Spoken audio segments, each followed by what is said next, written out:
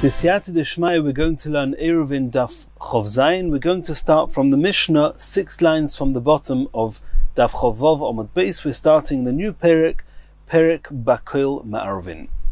Says the Mishnah, Bakoil Ma'arvin u'mishtatfim chutz min hamayim u'min hamelach. And here the Mishnah throws us into the deep sea of halachas, of how to make an Eirov, something which we have not been introduced to Bichlal till now, almost.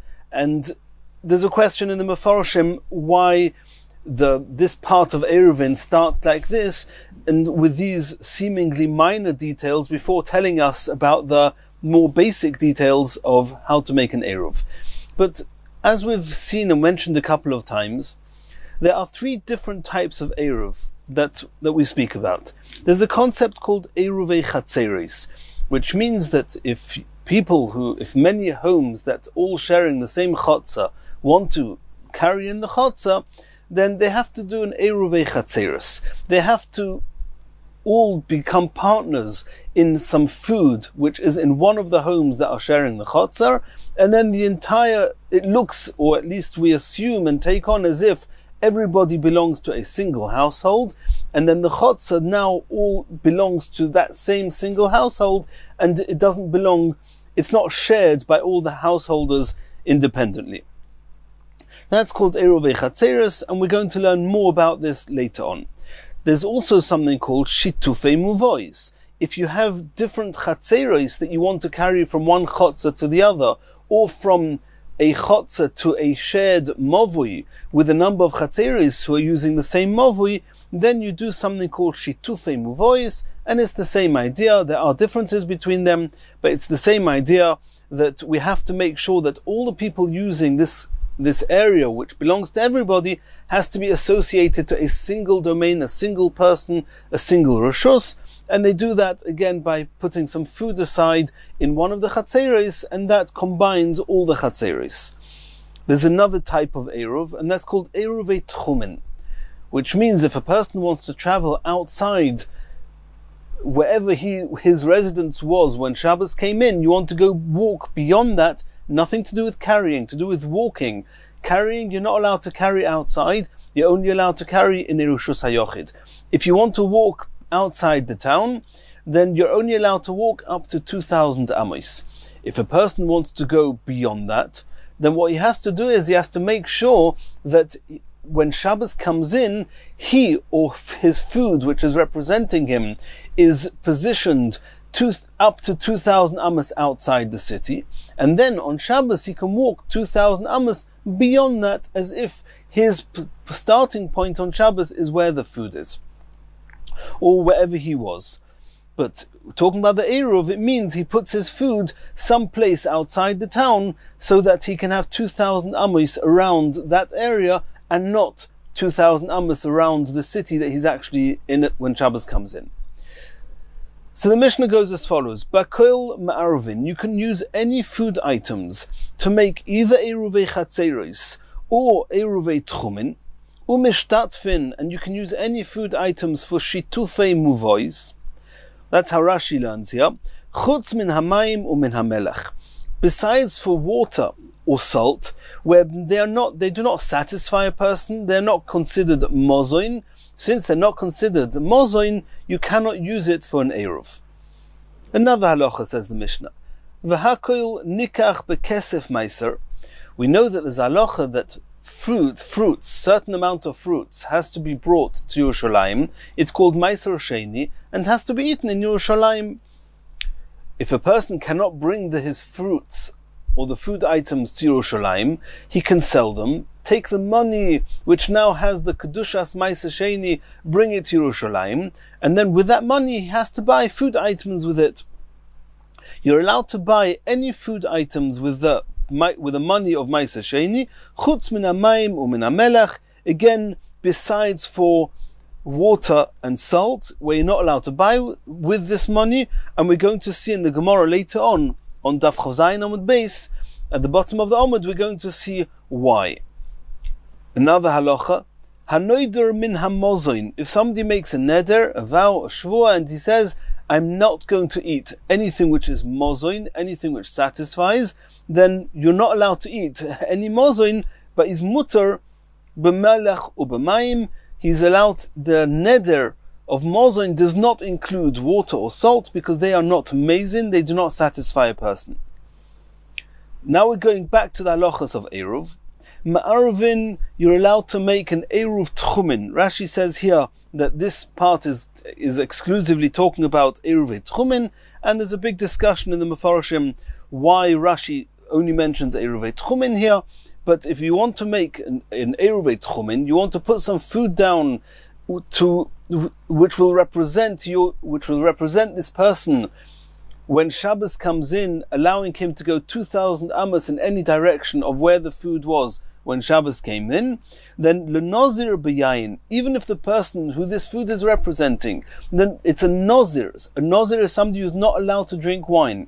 But if a nozir wants to make an eruv tchumen to allow him to walk beyond 2,000 amos from where he is when Shabbos came in, he's even allowed to use wine, even though he himself cannot drink the wine. But since others can drink the wine, it's edible, it's allowed to be used for eruv tchumen, even for a nozir. Similarly, v'yisrael b'truma. We know that truma has to be eaten by a kohen. It's very seriously also for a Yisrael, someone who's not a kohen, to eat truma. However, the Yisrael is allowed to make an eruv tchumen using truma. That's what the Tanna Kama hold. V'sumchas oimer b'chulin. There's a discussion why Sumchas does not respond to the Nozir. It doesn't say Sumchas Oimer that a Nozir is not allowed to use wine, but Sumchas does say that a Yisrael is not allowed to use Truma, he has to use only Chulin. And Rashi already here points out that the Gemara in Daf Lamed is going to discuss why Sumchas didn't argue with Yain for a Nozir. And now there's another halacha, which Rashi says is, and Tosfos on Chof Zayin Amud Aleph also seems to go that way, that the next halacha is not a continuation of Sumchus, it's a new halacha of the Chachomim. Ulekoyein bebeis hapras. A beis hapras is a field where we have a doubt, are the little fractures of bones of dead people lying on the surface of the field, and it's a suffix, and therefore it's not so simple for a kohen who's not allowed to go anywhere near a mace, a dead person. Is he allowed to go through this field? And the answer is yes and no. Really, he's not allowed to go through. If he wants to go through, he has to go with some way of blowing, making sure that he doesn't step over any little remnants of bones. He has to take a mapuach, a type of a blower, and he has to blow away anything that's loose in front of him in order that he should not go over any parts that could be from a dead person. But in a Beis HaKvaros, for example, where Kohen is not allowed to go into Beis HaKvaros, there you cannot put an Eruv for a Kohen in a Beis HaKvaros. But you can put it in a Beis HaPras, because he's allowed to go in there. Now the reason the Tanna Kama say that you're allowed to make an Eruv for a Kohen in a Beis HaPras and not in a Beis HaKvaros, it could be that it's following Sumchus. That Sumchus says that the person making the Eruv has to be able to eat from the Eruv, and if the Kohen can't get there, then it's not a valid Eruv for him. But we said that this halach is not necessarily Sumchus. So Tosfos explains it could be that even according to the Chachomim, who say that a Nozir can use wine and a Yisrael can use Truma, that doesn't mean that a Kohen is allowed to put his Eruv in a Beis HaKvaros. Because even though, according to the Tanna Kama, the person making the Eruv doesn't have to be able to eat it, but since this food is representing him, it's as if he is there when Shabbos comes in. It has to be that at least he could be there potentially. If you put the Eruv in a place that the Kohen cannot possibly go there, like a Beis HaKvaros, how can it represent him when Shabbos comes in as if he was there for Shabbos, and allowing him to walk 2,000 amos beyond that? So this first halacha, it says Tosfos, and Rashi also seems to be that way, is following the Chachomim. Rabbi Yehuda says, afilu bein hakvaros, you can even put an eruv into the Beis HaKvaros, and interestingly enough, Tosfos says this is following Sumchus. Even though Sumchus says you have to be able to not only get there, you have to be able to eat the eruv, Nonetheless, Rabbi Yehuda says you can put the food into a beis hakvaros for a kohen and it will be a good eruv. Why? Because the kohen can make himself a mechitza, he can make himself a type of a box, a closet around him, and that way he's not going to come to get too close. He's not going to hang over any of the kvarim, any of the graves, and he's going to make a chatzitza, a separation between himself and the graves. V'leilech, and he can go there into the beis hakvaros, v'lechil, and he can even eat it. The Tosfos says that from the fact that Rabbi Yehuda adds in the word v'lechil, seems to be following sumchas, that you have to be able to eat it, and surprise, surprise, even in a beis hakvaros, a kohen can eat it. How's he going to get there? He's going to make himself a box. How's he going to get there with the box? So Rashi says he's going to have a carriage, an animal that's going to be pulling along this box, and obviously you're not allowed to be drawn by an animal on Shabbos, so it means that he could go there before Shabbos with an agolo being pulled by a carriage, and he can be there when Shabbos comes in and even eat from the fruit, and that's why it's a good eruv, says Rabbi Yehuda. Says the Gemara, Omar Rabbi Yochanan. Rabbi Yochanan said as follows: in our Mishnah we had a rule, even though the Mishnah didn't use the word klal as a rule, but the Mishnah said bakil ma'arvin u mishtatfin. You can use any food items. That sounds very much like a rule. Chutz, besides min hamayim u min hamelech, besides for water and salt. Does that mean that, can we take it for granted that everything besides for water and salt can be used? Or could it be the Mishnah mentioned just some of the exceptions, but there are others? Says Rabbi Yochanan, ein lemeidim min haklolus. When we ever find in a Mishnah a klal, a rule, you cannot learn that that rule is absolute. There are always, or there could be at least, exceptions. Not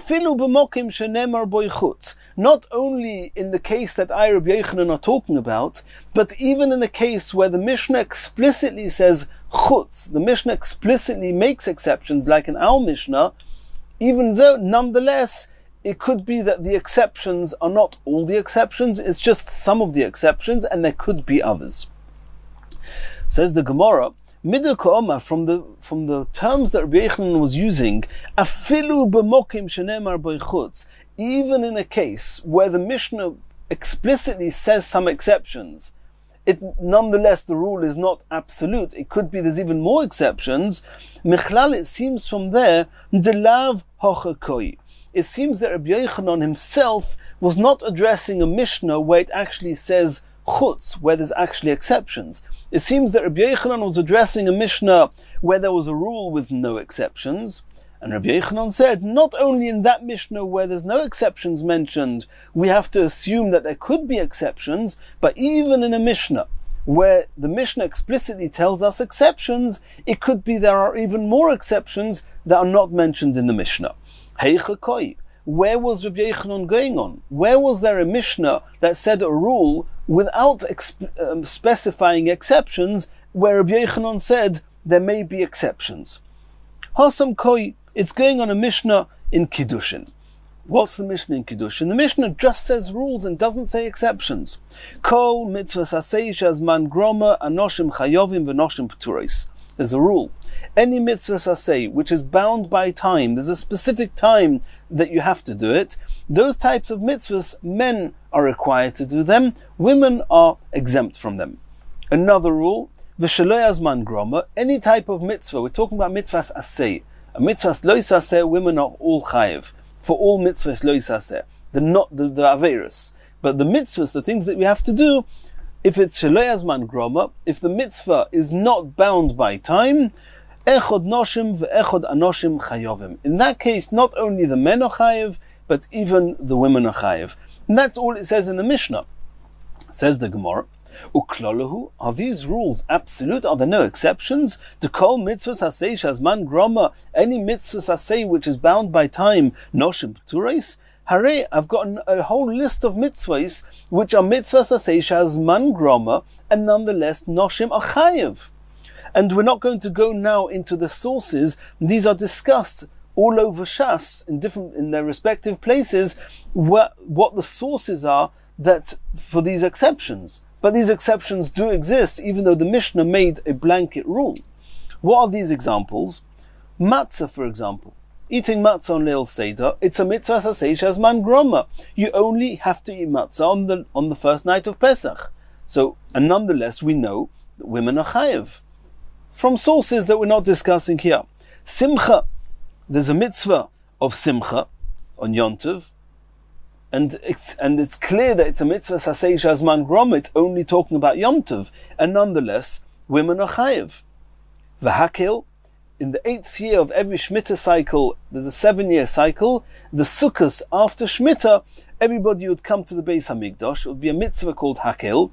It's a mitzvah sasei shazman groma, and women are chayev. The mitzvah sasei shazman groma hu v'noshim chayovis. And what about the second rule in the Mishnah? V'chol mitzvah sasei shelo yazman groma noshim chayovis. Is it so clear that any mitzvah sasei that's not bound by time, not restricted to time, women are chayev? Vari Talmud Torah, the mitzvah of learning Torah, which is not bound by any particular time, and noshim are potter, women are potter. Whatever the reasons, whatever the sources are, but that's the halacha. Pirya v'rivya, what about the mitzvah of having children? It's not a zman groma, women are potter. Upidyin ben, the mitzvah of redeeming one's firstborn, also, it's not zman groma. It can happen any time of the year, any time of the month, and women nonetheless are potter. The mitzvah sasei shelo yazman groma v'noshim pturais. How can you say the rule? What about these exceptions? Elo omer Rabbi Yochanan. This is where Rabbi Yochanan said his phrase, Ein lemeidim min haklolos. We do not learn from rules. If there's a rule, that doesn't mean there's no exceptions. Va'afilu, not only in the case of this Mishnah in Kiddushin, where the Mishnah itself does not give any exceptions, afilu b'mokim shenemar bo chutz. Even in a case where you to find a Mishnah where there's a rule, and the Mishnah itself tells you chutz, besides, it tells you what the exceptions are, nonetheless we don't learn from the rule, and there may be even more exceptions that are not mentioned. Omar Abaya, v'iteimer Rabbi Yirmiyah, either Abaya or Rabbi Yirmiyah, they said, Af anan namitnina, we also saw from a Mishnah, and here we're going to bring now a Mishnah, and it's not the only one. After that we're going to bring another Mishnah, which is actually going to be our Mishnah, that it says explicitly chutz, and nonetheless there's even more exceptions than those mentioned in the Mishnah. There's a Mishnah, Afana Nami Tanina, it says a Mishnah in Mesechus Zovim. We know that ziva, which is some type of a fluid emission from a man, it's generally attributed to a weakness or to an illness, discussed at length in Mesechus Zovim, and somebody who becomes a zov is quite a severe level of tumah, and there's a number of halachas that are exclusive to zov. Well, let's see the Mishnah. Oid klal echod achir omru. Another rule about tumas zov. Kol shenisa al gabe hazov.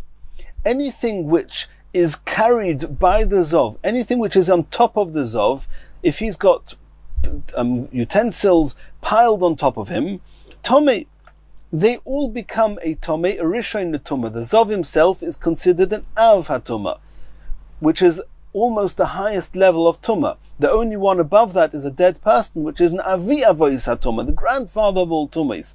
The father of all tumahs are those that are called av hatumah. A zov is one of them. As anything that touches an av across the board, people, kalim, clothes, food, anything that touches an av, a tumah, becomes a rishon l'tumah. Anything that touches a rishon l'tumah, it depends what. Only food and drink, they can become a sheni.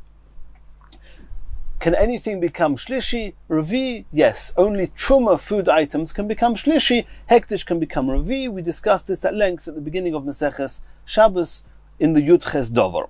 But so a zov who is an av hatuma, who touches anything he touches will become a rishon l'tumah. That's not a huge chiddush. If he's an av, anything he touches is a rishon. But if you've got lots and lots of garments or utensils piled up on top of this zov, he's not touching them. The first one touching his head or touching the top of him, he might be touching that. And that will be a rishon. What about all those above that? There's no reason, according to the regular rules of Tumah, there's no reason they should be Tumah. There's a Chiddush, Kol Shanis al Gav Hazov, anything that's being held by a Zov, Tomei, it becomes a Rishon as if the Zov touched it, even though he didn't. That's one halacha.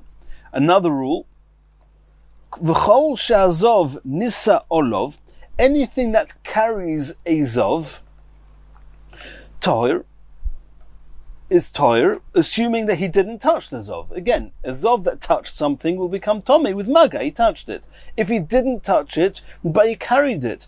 For example, if the Zov is standing on top of one utensil, and that's balancing on top of another utensil, and then there's something holding all that up, then that's called Kol Sha'azov Nisa Olov. It's carrying the Zov, it's not touching the Zov. It's going to be Toir. There's a few exceptions. Chutz min haroi lemishkav u'moishav. There's something called tumas mishkav u'moishav. It's sometimes called tumas medrus, which means anything which is roi. It's made to either be lied on or to be sat on. Anything which is that a chair, a bed, a couch, anything like that. If a zov is on it, even if he's not touching it, if you have 10 mattresses, one on top of the other, and the zov is on top of the top one, all those mattresses underneath him, all the beds underneath him are all considered carrying the Zov, and they are very strictly Tomei. Even though the Zov himself is Av, and normally in Tumah the rule is, when something Tomei touches something else, it makes it the next level down of Tomei, and Tumas Medrus is not like that. Anything that is Ro'ui Lemishkav or Moishav, if the Zov is on top of it, even if he's not touching it, not only do they become Tomei, they become an Av HaTumah like the Zov. And there's even a bigger chumrah than that. If a tahir person is afterwards going to touch one of these beds or chairs that are Tomei Medrus, even though the Zov is not on it anymore, he touches it, he's touched an Av, not only is the person who touched this Tumas Medrus going to become a Rishon, but the clothes he's wearing also going to become Tomei, which is not the case in other Tumas. V'ha'odam, or a person, besides for beds, chairs, couches, things like that, a person, any person that carries a Zov, even if he's not touching the Zov directly, if he's holding the Zov, carrying the Zov, he's going to be Tumah, he's going to become Tomei. And that's what the Mishnah says is an exception, which means anything which is not touching a Zov, but is holding a Zov, is Toir. Besides, who's holding a Zov that's Tomei? Either Mishkav or Moishav, or Odom. Asks the Gemara, that's the end of the Mishnah. Asks the Gemara, Vasur Leka? Is that all? Is there no other type of something that is holding up a Zov, even if he's not touching the Zov, but he's holding up the Zov, and is not going to become Tomei? Or is there not another case where he's going to become Tomei? And I just want to add, just because I forgot to mention this point, Mishkav and Moishav, even if the Zov were to touch this chair, there's still a Chiddush in Mishkav and Moishav. Because if a Zov just touches the chair would become, for example, if he touches it and doesn't sit on the chair, if he just touches the chair is going to become a Rishon. Like any Kli that a Zov touches, it goes down one level. If he sits on the chair, but even if he's not sitting directly on the chair, even if he's not touching the chair and he's just piled up high on chairs, one on top of the other, they will all become Tumas Medrus. But even if he sits on this chair, there's the Chiddush of Tumas Medrus is that the chair becomes an Av HaTumah. And the person that touches it becomes a Rishon, and the clothes he's wearing also becomes a Rishon. So now the Gemara is asking, is there no other case where something carrying the Zov is going to become Tomei besides for Mishkav and Moishav and besides for Adam? V'ha'ika Merkav, and this is also learnt from the Psukim, something that a person rides on. And there are obviously cases where where things are possibly a saddle on an animal, we'll soon see, where it's not made to be sat on regularly. It's made in order to carry a person, to carry him, to ride on. It's not made to sit on, to lean on. It's made to ride on. And that's Tumas Merkav. Tumas Merkav is very similar to Tumas Mishkav U'Moishav, that if a Zov rides on it, then it will become an Av HaTumah, not original, even become an Av. Just as one detail more lenient than regular Mishkav U'Moishav, and that is that by Merkav, if somebody afterwards touches this Merkav, that the Zov made Tomei, he will become a Rishon, his clothes will not. So it's explicitly in the Psukim, there's a concept called Merkav, and why does the Mishnah not say anything holding a Zov is Tahir, besides for Mishkav U'Moishav, which we mentioned, besides for Odom who's holding a Zov, which we mentioned, and besides for Merkav? Why did the Mishnah leave out that detail? Hi Merkav Heichadomi. So we're going to try and discuss this Tumas Merkav that's not mentioned in the Mishnah. What we're referring to. Either Yosef Olei, if he's actually sitting on it, and it's a type of Merkav that is made to be not only ridden on, but also to be sat on. Hainu Moishav, that is Tumas Moishav, Mishkav Moishav, which is mentioned in the Mishnah. Anan Hacha Komrinon, we're talking about says the Gemara, we're talking about a case where it's unique and exclusively made to be used when riding, and not necessarily, it's not made in order to be used as a chair to sit on. The handle that is attached to the saddle, and this handle which comes up between the legs of the person riding on the animal, this handle is used to support the person when he's riding, and if the Zov is touching this handle, or is leaning on this handle when he's riding, then the handle will become a Merkav. It will not be Mishkav and Moishav. You don't sit on this handle, the handle supports you when you're riding. It's Merkav. The Tanya, we learned in the Brisa, Ha'ukuf, the saddle itself, Tomei Moishav, that's made to be sat on. That's Tumas Moishav. Vatofus, but this handle that the rider holds on to, Tomei Merkav. There it's not a Moishav, but it is Tumas Merkav. Why did the Mishnah not mention it?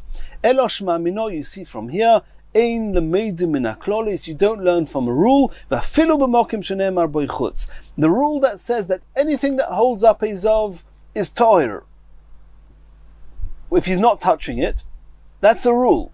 There are exceptions. The Mishnah even says some of the exceptions. Odom and Mishkav and Moishav.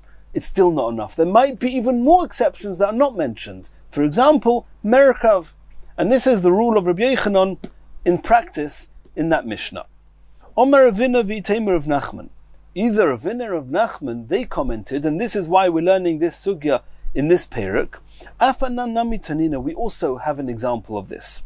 Bakoil ma'arvin, we saw in our Mishnah, Bakoil ma'arvin you can use for an eruv or mishtatfim, and for the shitufei muvois, any food items, chutz min hamayim v'amelach, besides for water and salt, which is it's not mazin, it doesn't satisfy a person, and is not used as a seuda, as a meal, and therefore cannot be used for an eruv.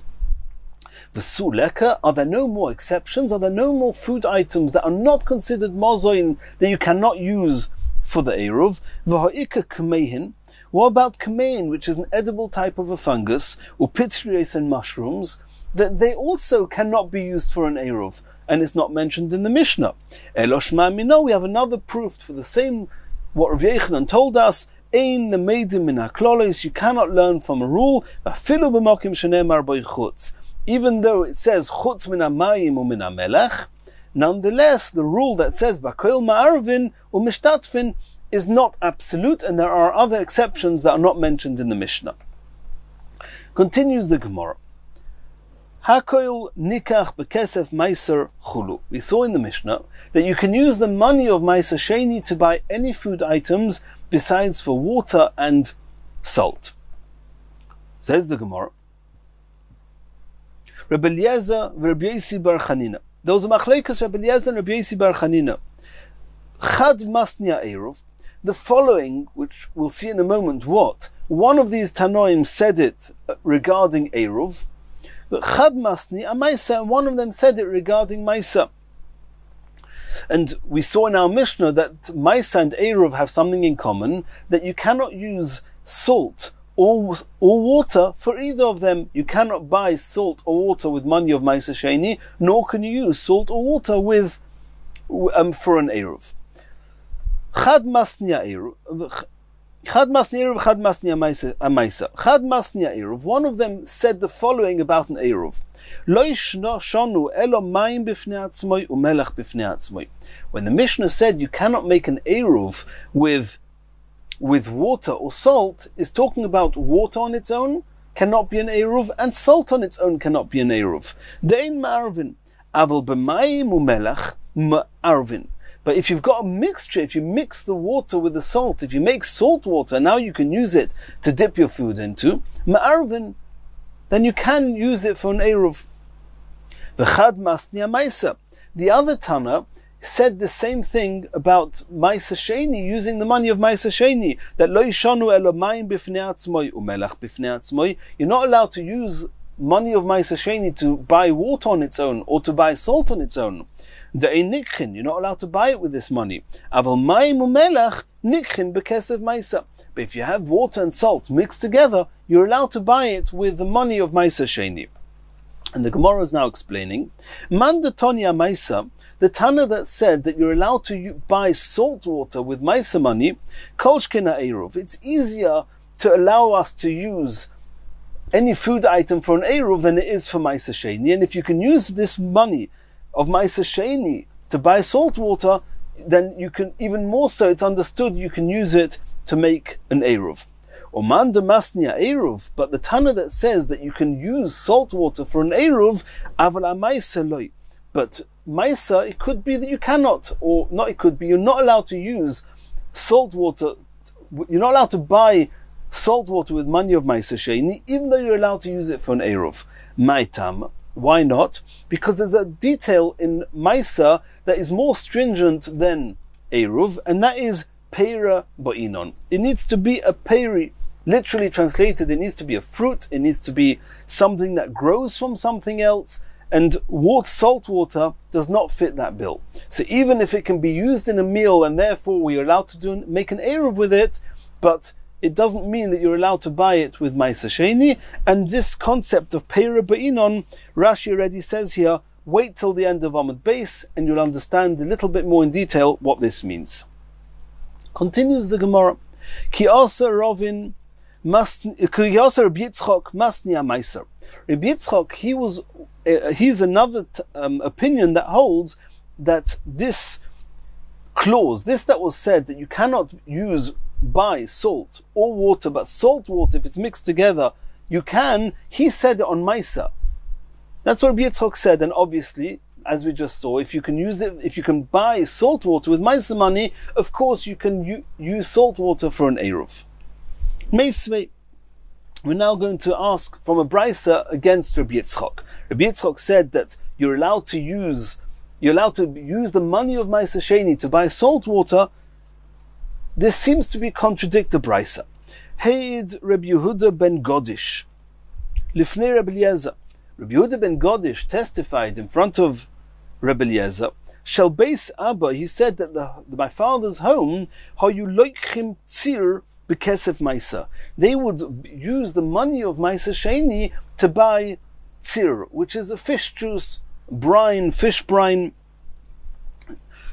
You're allowed to use the money of Maisa Sheni to buy it. Omar loy, Rabbi Eliezer said to Rabbi Yehuda ben Godish, Shema loy shamato elo kashakirvei dogim u'rovin behen. Could it be that that's only true if a little bit of the insides of the fish are also included inside this mixture that looks to you like tzir, and only then it's mutter, because you're allowed to buy fish with the money of Maisa Sheni. So if there's bits of fish or parts of fish inside this tzir, inside this mixture, then you can use Maisa Sheni. But according to Rebbe Eliezer, you cannot buy tzir, just the fish brine on its own, without some of the fish inside it. You're not allowed to buy it. You're not allowed to buy it with money of Maisa Sheni. That's the end of the brisa. Va'afilu Rabbi Yehuda ben Godish, Loi ka'omar elo b'tzir. The Gemara explains, even Rabbi Yehuda ben Godish, who said that even if there's no bits of fish in the mixture, you can use money of Maisa Sheni to buy it. However, he said it has to at least be tzir, it has to be fish brine, it has to be fish juice, the shumna de perahi, because it's got the fats of the fish. He's referring to the fish as pera, as fruits, as a produce, as a food item. At least you've got some of the fats of the fish inside it. And the same way as you're allowed to use the money of Ma'aser Sheni for the fish, you can also use it with a mixture that has fats of the fish inside. But everybody agrees, aval mayim u'melach loi. But a regular salty mixture, salt and water, it's true that tzir is salty, but a regular mayim u'melach, water and salt, that has no fats of fish and no insides of fish in them, everybody agrees, also Rabbi Yehuda ben Godish and also Rabbi Eliezer, they both say you cannot buy it with money of Ma'aser Sheni. How can you, Rabbi Yitzchak, say that you're allowed to, that the only thing that says now Mishnah you can't buy from Ma'aser Sheni is either salt on its own or water on its own, but salt and water mixed together, you can. This seems to contradict both opinions in the Brisa. Omer Rav Yosef answers as follows: Lo nitzracha elo shenosan letoichon shemen. When Rabbi Yitzchak said that if you've got salt and water mixed together, then it doesn't just mean salt and water on its own. It means that there's a little bit of oil mixed inside the salt water. There's a little bit of oil in it. You're allowed to buy oil with the money of Ma'aser Sheni. Everybody agrees with that. Omar le Abaye said, if so, what's the chiddush? What's Rabbi Yitzchak saying? That I'm saying on Ma'aser that you can use the money of Ma'aser Sheni to buy salt water. You can't use it to buy salt water. You can use it to buy salt water with oil. What's the chiddush with what you've said? If there's oil inside this mixture, of course you can use money of Ma'aser Sheni to buy it. Says the Gemara, Lo yitzricha shenosan dmei mayim u'melach b'havla. Says the fact that you can use money of Ma'aser Sheni to buy the oil part of the mixture, that's no chiddush. But Rabbi Yitzchak is saying that you're allowed to even buy the water and the salt part with the money of Ma'aser Sheni, even though you wouldn't be allowed to buy salt or water or salt water with money of Ma'aser Sheni. But you can't just pay for salt water with money of Ma'aser Sheni. And even if there's oil mixed in it, let's say that this mixture costs 10 shekel, and the oil part is 3 shekel, and the salt part is 3 shekel, and the water part is 4 shekel, then you're not allowed to pay the 10 shekel and say, okay, I'm paying 4 shekel for the water, 3 shekel for the salt, and 3 shekel for the oil. You're not allowed to do that. You're not allowed to pay for the salt water with money of Ma'aser Sheni. But however, there's something called havla. Havla means to absorb. You're allowed to say, you know what, I want to buy this whole mixture. So let's make an arrangement. I'm going to pay you 10 shekel for the oil pit. It's overcharged, it's overpaid, but that's okay. I'm paying 10 shekel for the oil, and give me the salt water free with it. That's called that the shenosan dmei mayim u'melach is paying for the water and the salt b'havla, by absorbing it into an exorbitant price for the oil. And that's the chiddush of Rabbi Yitzchak, that you're allowed to do that. You're allowed to pay with money of Ma'aser Sheni for something which is not really allowed to be bought with Ma'aser Sheni, providing that you're paying the whole sum for something which you are allowed to use and buy from Ma'aser Sheni. Asks the Gemara, Ubavlo mishori? Who says you're allowed to do this? Maybe if the oil is only 3 shekels worth, you're not allowed to pay 10 shekel for that. It's money of Ma'aser Sheni. Money of Ma'aser Sheni has to be used for food items. And there are certain exceptions. You cannot use it to buy salt or water or salt water. So if you've got a mixture of salt water with oil, but the oil part is only 3 shekel, you're not allowed to pay 10 shekel for that. Who says you're allowed to do that? Says the Gemara you are allowed to do it, and we have a brisa to that effect that tells us you're allowed to buy other things which you wouldn't normally be allowed to buy with money of Ma'aser Sheni. You can buy it, providing that you're paying the money for those items, you're paying that extra for an item that you are allowed to buy with mois of Ma'aser Sheni. What's the brisa of Tanya? Ben Bagbag Oimer. Ben Bagbag, he read a pasuk. It says in the pasuk, V'nosata kesef. This is referring to the money of Ma'aser Sheni. What are you allowed to buy with it in Yerushalayim? B'chol asher ta'av nafshecha, with anything you want. Okay, You can use it for whatever you want. And then the pasuk, it doesn't suffice with that. No, I'm now going to give you some details.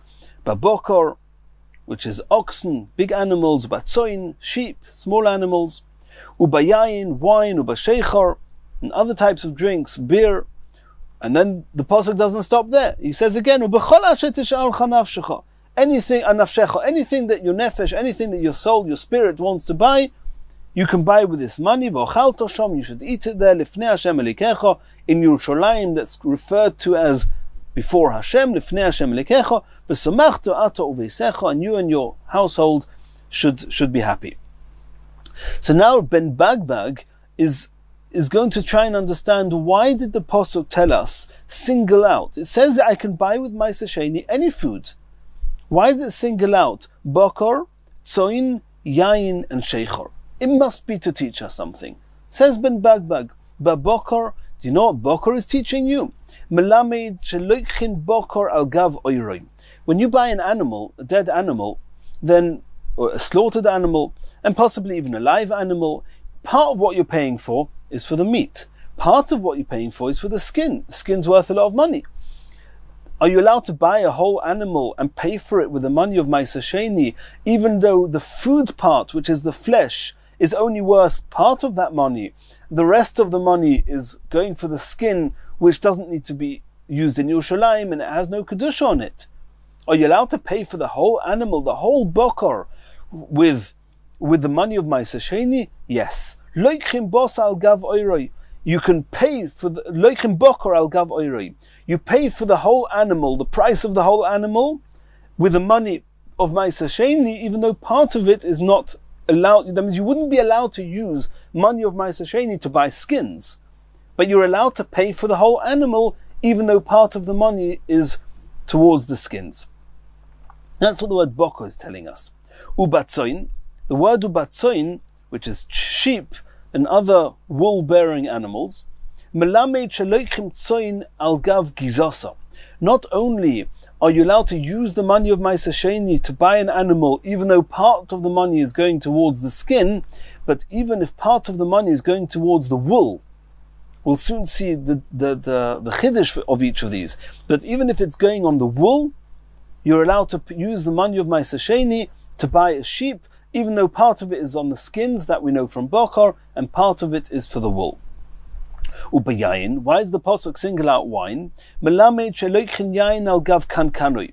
You're allowed to buy a barrel of wine, even though only part of the money is for the wine. Part of the money is what you're paying for the barrel itself. The barrel is not edible and has no kedusha. Nonetheless, you're allowed to use the money of Ma'aser Sheni to buy the whole barrel of wine, even though some of it is going towards the barrel. And all this is going to be proof to have law. You're not paying for the barrel. You're not allowed to explicitly say, I'm paying X amount for the barrel. You say, I'm paying you for the wine, the price of what normally you would charge for the wine with the barrel. And the same goes with the sheep and the wool, and the same goes with the skin.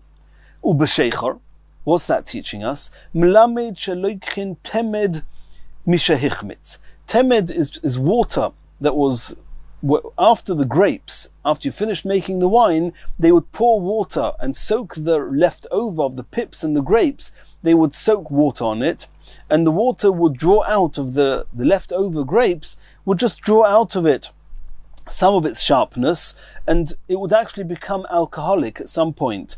So you're allowed to, shaloichim temed mishahichmitz, after this water has become alcoholic a little bit, you're allowed to buy this mixture with money of Ma'aser Sheni, even though the water part you're not allowed to buy with Ma'aser Sheni, as we saw in the Mishnah.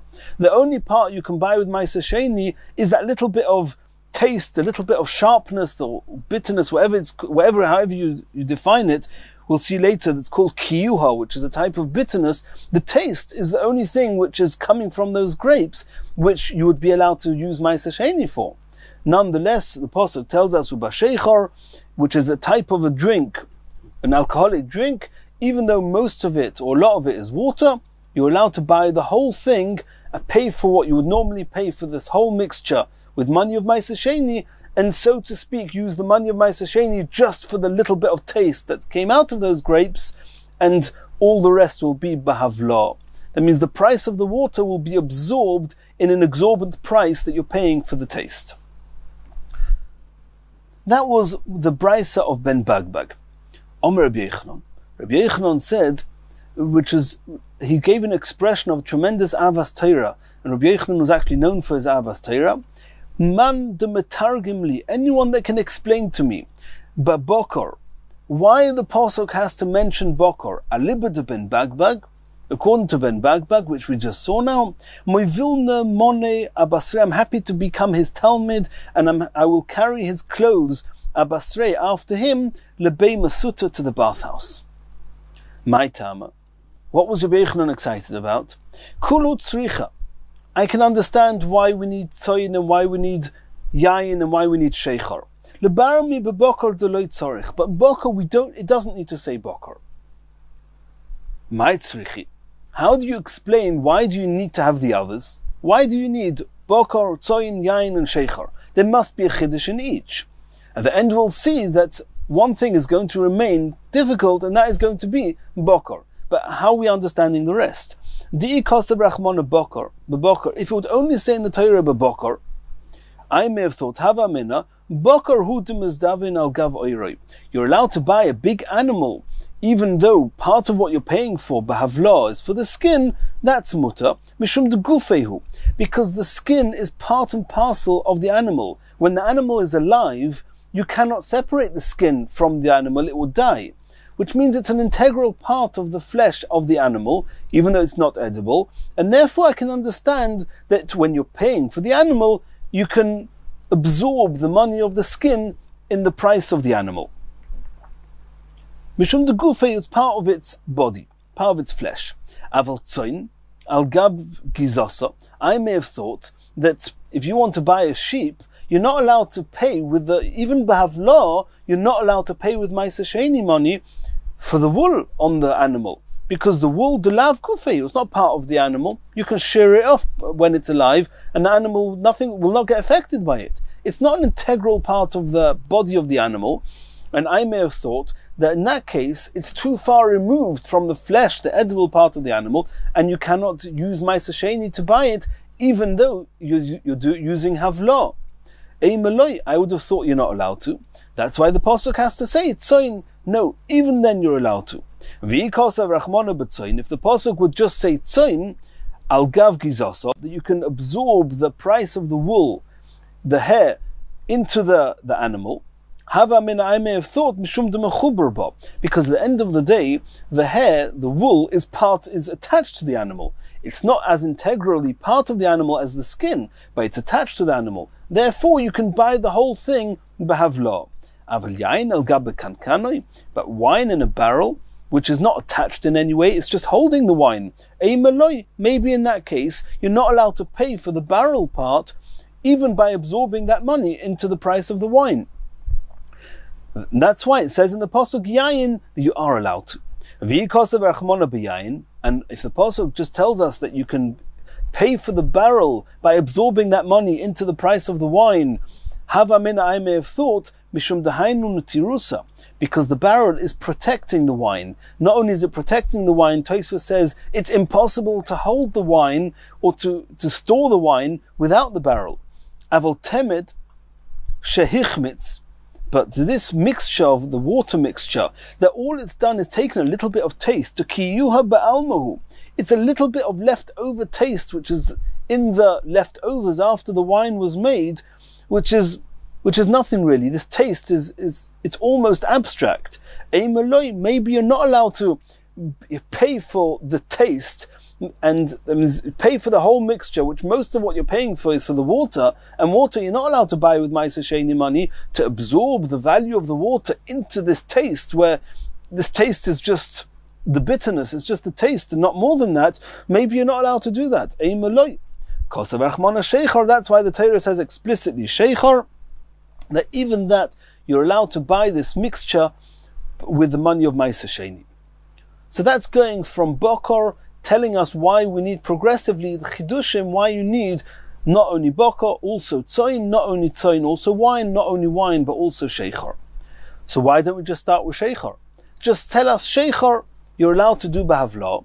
And that's such a big chiddush. What, I'm allowed to pay for the water, which is most of this mixture. I can pay with my Sheni money, and so to speak, pretend or pay just for the taste of it, and absorb in that price to pay for the taste what it costs the whole mixture. And of course I'll know that if you can do that, of course you can pay for the barrel, and of course you can pay for the wool and the skin. Just start with Sheicha, says the Gemara. No. If it would just say Sheichar, Hava Amina, I may have thought that Sheichar doesn't even mean this water which has been soaked, these leftover grapes that have been soaked in the water. I would have said that Sheichar means something else. I would have said, my Sheichar that the pasuk means is Devela Keilis.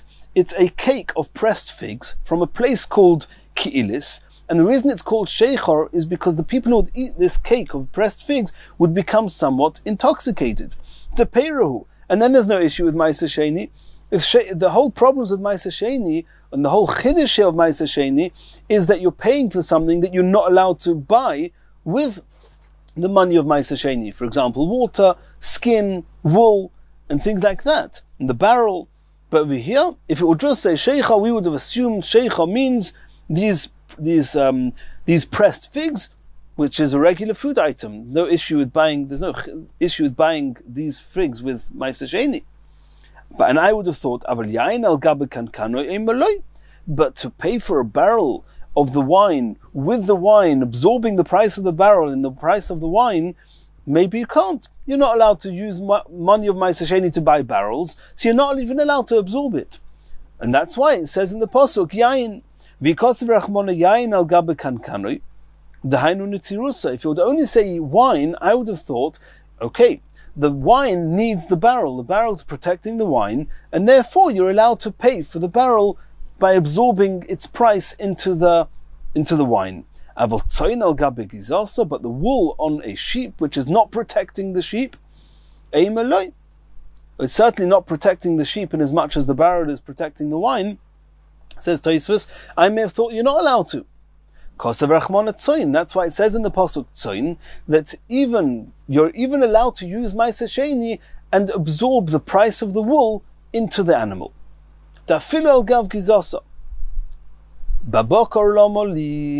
If even a sheep, you're even allowed to pay for the wool on the sheep, then it goes without saying that you can pay for the skin. The skin is an even more integral part of the sheep than the wool is. And if you can pay for the wool, of course you can pay for the sheep. Why do I need bokor? That was what Rabbi Yochanan's question was. This is where Rabbi Yochanan gets stuck. Say tzoin, say yayin, say sheichar, I don't need bokor. Are you going to suggest that had it not said bokor explicitly, once it says bokor and bokor is referring to skin, I know that tzoin is telling me wool. But maybe if it wouldn't say bokor, I may have said tzoin al gav oiroin al gav gizas aloi. I may have thought that tzoin is not coming to teach us that you're allowed to absorb the price of the wool. No. Maybe tzoin is telling me that you can absorb the price of the skin, and you are not allowed to absorb the price of the wool. If it wouldn't say bokor, that's what we would have learned from tzoin. Kosav rachmona b'bokor. That's why the Torah says bokor. La'asuye oiroi, in order to tell us that even the skin you're allowed to pay for.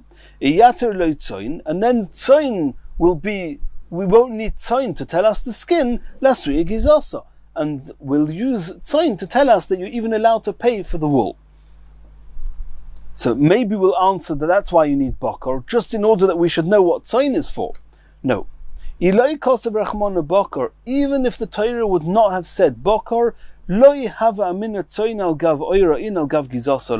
we would not have said that what tzoin is coming to tell us, that the sheep is coming to tell us, is that you're allowed to pay with the Ma'aser Sheni for the whole sheep, including the skin, but not including its wool.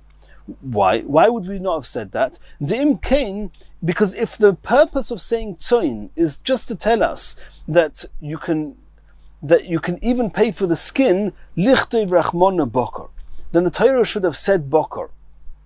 Because why mention an animal that also has wool if all you mean to say is that you're allowed to buy and pay for the skin, but you're not allowed to pay for the wool with it, so mention an animal that has skin and not wool, don't mention an animal with wool. Had the Torah wanted us to only absorb the value of skin and not allowed us to absorb the value of the wool, it would have said bokor, and then tzoin would have been left over. Why do we need tzoin? V'kiven dekos of rachmon tzoin, and if it says tzoin, the afiru al gabe gizasa. It was teaching us that if it says tzoin, it must be to tell us that you're even allowed to absorb the value of the wool. But bokor lomoli. So then what do I need bokor for? Hashta tzoin al gabe gizasa mizdavna, bokor al gabe oire miboya. It means either way, if the Torah would have wanted to tell us only skin, it would have said bokor. Now it says tzoin, it's also talking about the wool. That means irrespective of whether it does or doesn't say bokor, if it says tzoin, it must be that we're telling us something unique to tzoin, which is the wool. Once it says tzoin, even the price of the wool you're allowed to absorb in the animal from Ma'aser Sheni, then it goes without saying that the skin you can also absorb. Why do I need bokor? The bokor lomali. Hashta tzoin al gava gizosam is davna. If you can buy the sheep and absorb in the price of the sheep also the price of the wool, bokor al gav oire miboya, then of course you can pay for a bigger animal, an ox, and absorb the value of the skin. So why does it have to say bokor?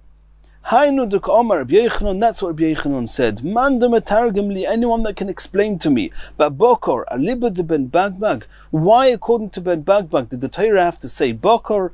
Moivilna mone lebei mesuta. I'll carry his clothes before him to the bathhouse, and I'll treat him as if I'm his Talmud. In Yirtzeh Hashem, in the next sugya, we're going to continue. In the next shir, we're going to continue from here.